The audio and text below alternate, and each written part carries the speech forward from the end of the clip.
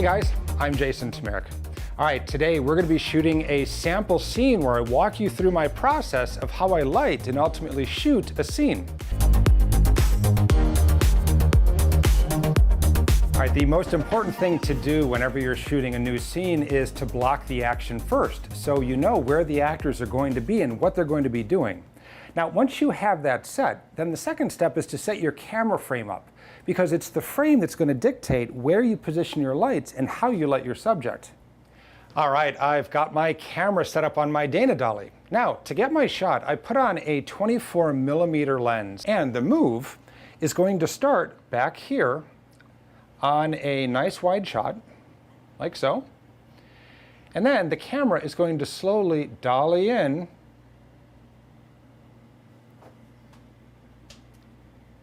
to a medium close-up. All right, now, this lighting right now is just the ambient lighting we have on location, plus this one light here that's bringing me into illumination for the tutorial camera. But if you take a look at the frame, we've got a number of different problems. The first problem we have is that the outside windows are really overexposed, and Justin is really underexposed. I'm going to use neutral density filters. And what we're going to do is we're going to put these neutral density gels across the windows on the outside to reduce the brightness of the light so that it can bring the outside sunlight within the exposure or within the latitude of the camera. Now that we've got our windows gel, the next step is to start lighting the inside of the scene. And if you take a look at what our shot's doing, I have my exposure set so that the windows are now properly exposed. And I did this by putting neutral density filters in front of the camera lens, but I opened up the aperture all the way because I really like this shallow depth of field where Justin is in focus, but the background is just ever so slightly soft. And that's going to draw the audience's eye right to Justin. But of course, he's now underexposed. So to get exposure on my shot, I'm going to fire up my LEDGO D1200, which is automatically daytime balanced to 5600 Kelvin. So straight away, I know that the color temperatures between my key light and the outside sunlight are going to match. Now, let me go ahead and dial this guy up a little bit. And as you can see, this is certainly creating proper exposure, but it's a very harsh, very direct and specular light because of how small of a light generating area this light fixture is. So as a result, it's creating very harsh shadows. For example, notice the shadow of the laptop screen on Justin's arm, or the sharp shadow from his beard onto his neck. I don't necessarily want that for this shot. So the only way we can soften the light is to increase the light generating area. And I'm going to do that by putting a 4-foot by 4-foot piece of grid cloth in front of my light. Now, in order for this to be most effective, I'm going to have to walk this closer to Justin. All right, great. I am happy with that position because if we take a look at our shot,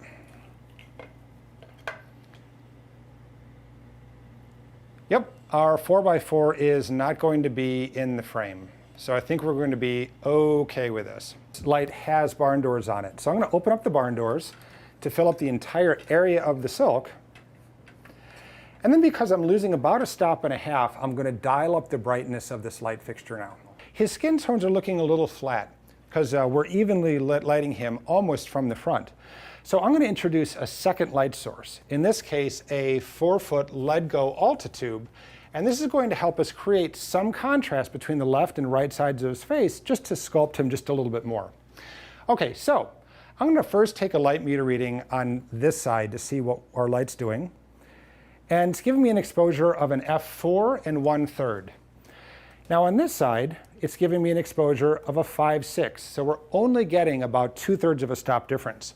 So I'm going to increase the brightness of this light fixture so that I can get an f5/6 2/3. Okay. And what that's doing for us is that's giving me a contrast ratio of 1.5 stops to 1. So we're going to have a nice contrast ratio. So now that we have our key light and our fill light in place, and I want to start sculpting the lighting a little bit more. And I'm going to start by adding a little bit of a hair light around Justin to edge him from the background. And in this case, we've got all these great windows back here. So that's sufficient reason for why he would have a nice soft edge light. So I'm going to walk this guy in like so. All right, so I'm going to stick up a bit. Rotate my fixture so that it's focused right on Justin. All right, and that should be just out of frame. All right, so our shot's looking pretty good so far, but if you take a look at the frame, I want to bring up the light a little bit on the back couches so that we bring them up in exposure. Now, if I take a light meter reading of what our ambient light is doing back here, I'm getting a 2.8, between a 2.8 and 2.8 1/3. So not a whole lot of light, especially considering how bright the light is coming from outside the windows. So in order to bring up the exposure, I have here a Nanlite Forza 500. Oh, here we go. And so let me fire this guy up here. And this is already naturally balanced to daylight. So I'm going to bring this up. Right now it is in an F8. That's a little too hot. I'm going to bring this down just a bit.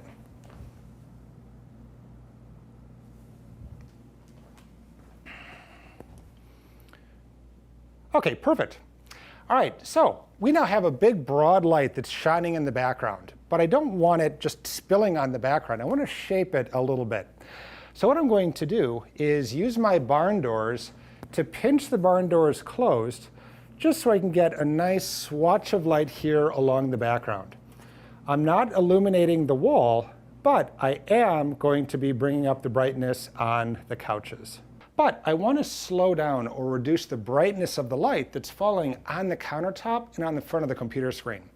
So to do that, I have a C-stand set up, and I'm going to position a 24 by 36 inch flag to flag off the bottom of this light. And so now I can stick up on this flag to reduce the brightness of the light falling on the countertop.